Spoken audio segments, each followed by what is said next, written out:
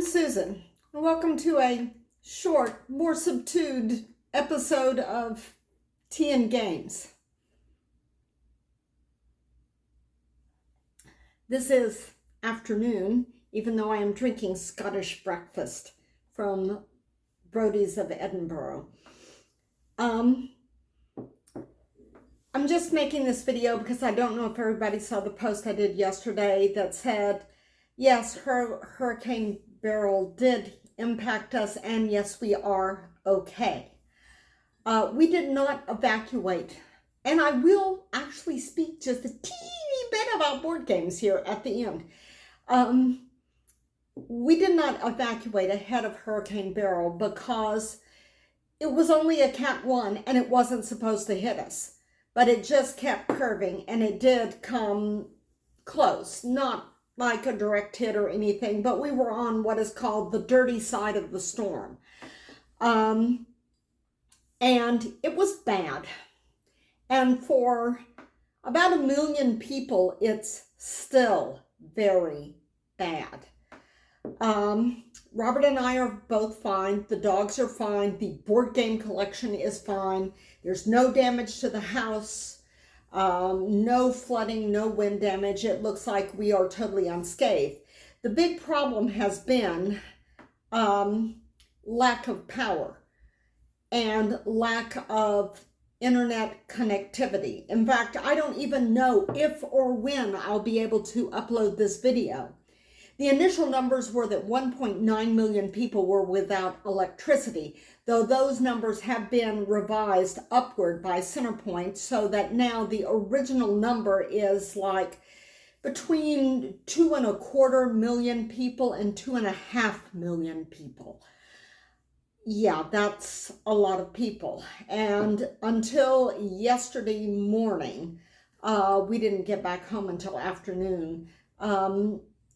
We were among those people. We were here for the storm. It's just that it got so hot after the storm because the temperatures are really typical Texas excessive summer temperatures with a heat index over 100.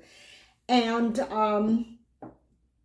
it just got to the point where the heat was unbearable. So we bugged out in the middle of the night.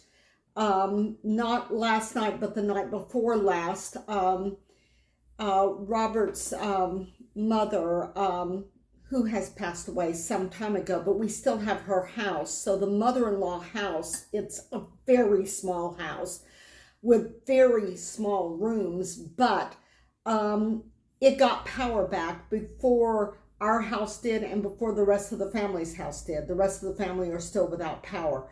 But the rest of the family had gone over to that house, and they said, come on over. And we said, no, we're fine. But by the middle of the night, we were just roasting alive here. Even in the middle of the night, it just wasn't cooling off enough. And the dogs were panting. I was just soaked with sweat. And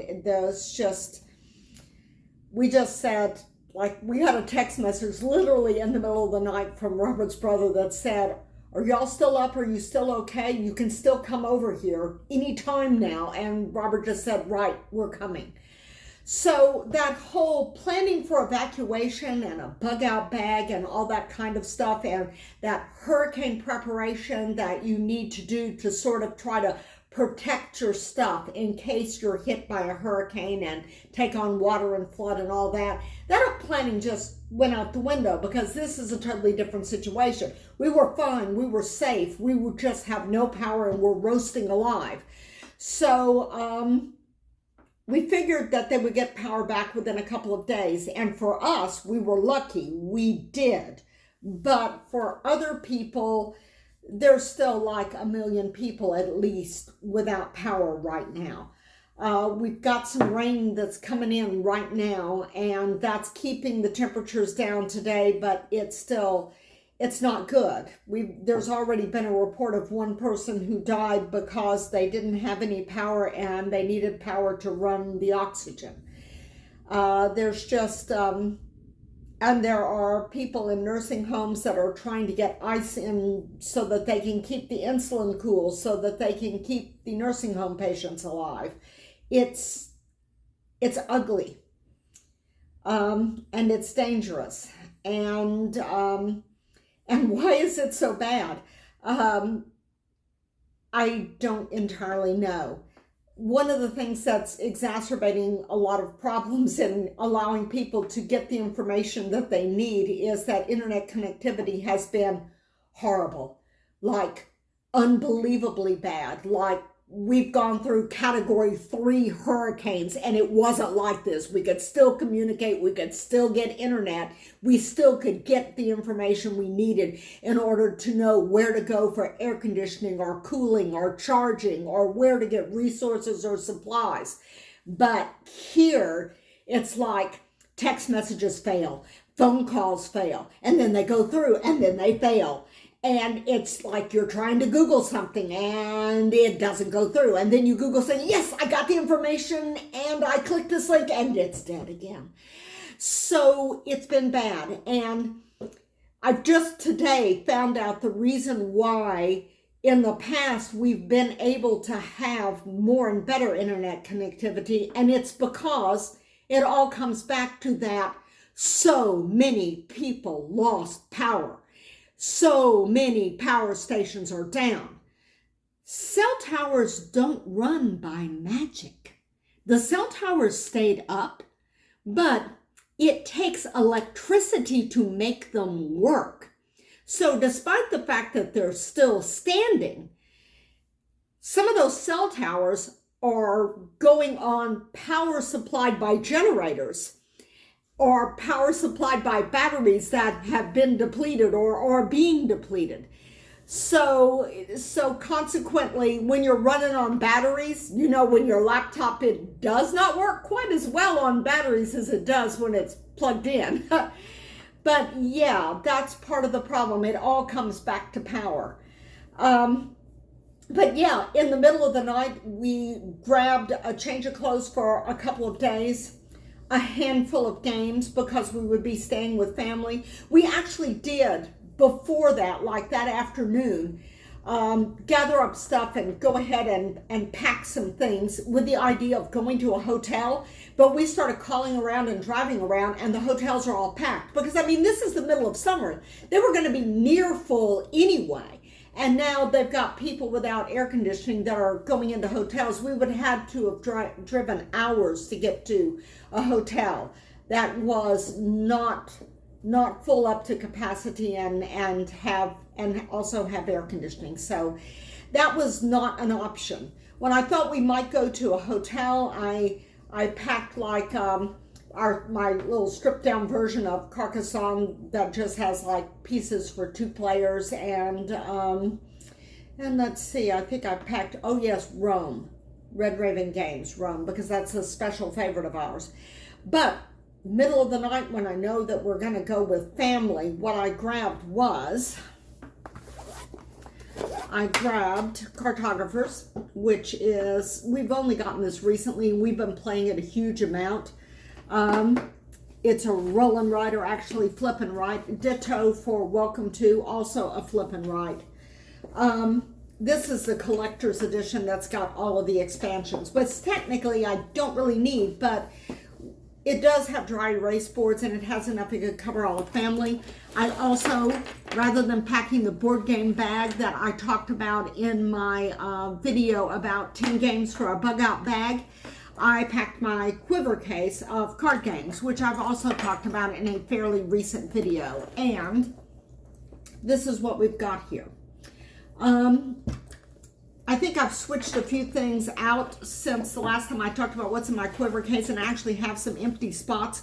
But what I've got in there now is Doomlings, a deck of playing cards, Chili Mafia with all of the expansions, Star Munchkin, Monty Python Flux, and Quiddler. Now, of all of these games, the family already knows how to play Doomlings, assorted regular card games, Chili Mafia, Star Munchkin, and Star Trek Flux. The only thing in my quiver bag that they have not played before is Quiddler, which is a word game. And both cartographers and Welcome To, which is upside down, both cartographers and Welcome To are super easy to teach.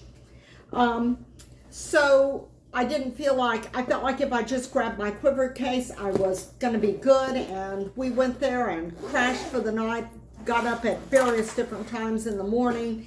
Some of them went out to forage for food. While other people were waking up, and Robert just kept checking to see if we had power back here at the house, because we still have a landline.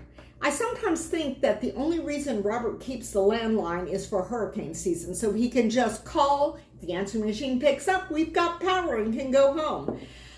So we just kept calling, and at some point yesterday morning, he got the answering machine. But we know from the past that sometimes power will come on for a brief period of time and then it will go off again. So we hung out there at the house for another hour or so to see that power was going to stay on. And my nephew wanted to play board games, but he went out with his dad to help clean up over at their house, which was not too far away. So they didn't. Oh, I just realized I didn't put my earrings on. Sorry about that. I'm not as blinged out as usual.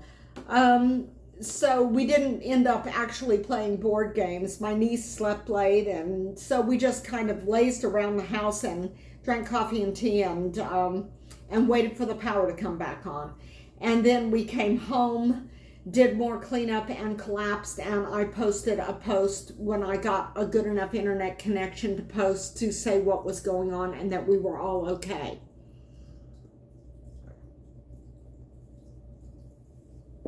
A lot of people really aren't okay. And I don't know when they will be. It's not anything I have any control over. We're still kind of in recovery mode here. There was nothing damaged, but there's still debris in the backyard that needs to be picked up and loaded out.